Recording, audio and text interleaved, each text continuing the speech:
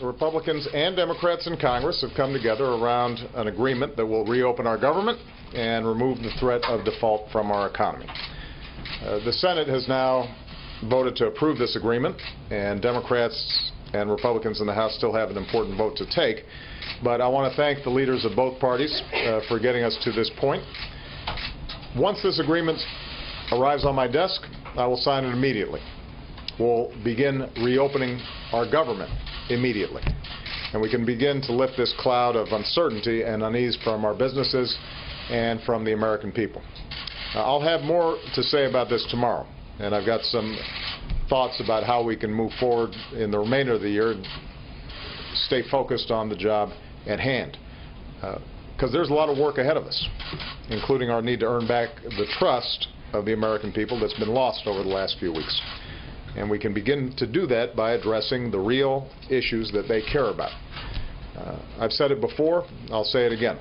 I'm willing to work with anybody. I am eager to work with anybody, Democrat or Republican, House or Senate members, on any idea that will grow our economy, create new jobs, strengthen the middle class, and get our fiscal house in order for the long term.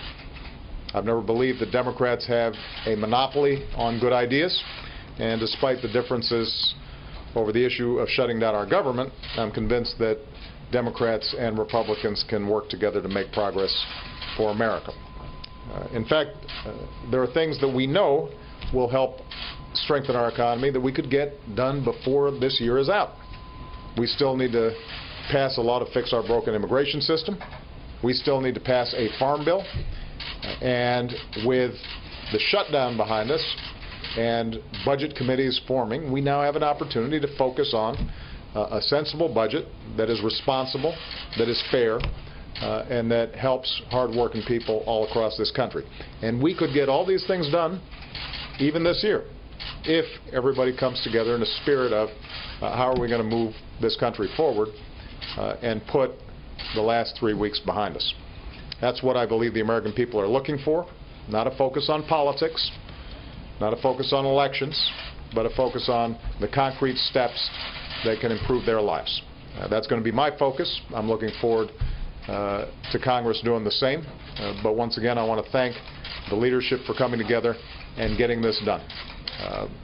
Hopefully next time it won't be in the 11th hour. One of the things that I said throughout this process is we've got to get out of the habit of governing by crisis. And my hope and expectation is everybody has learned that there's no reason why we can't work on the issues at hand, why we can't disagree between the parties while still being agreeable, and make sure that we're not inflicting harm on the American people when we do have disagreements. So hopefully that's a lesson that will be internalized, and not just by me, but also by Democrats and Republicans, not only the leaders, but also the rank and file. Thanks very much, everybody.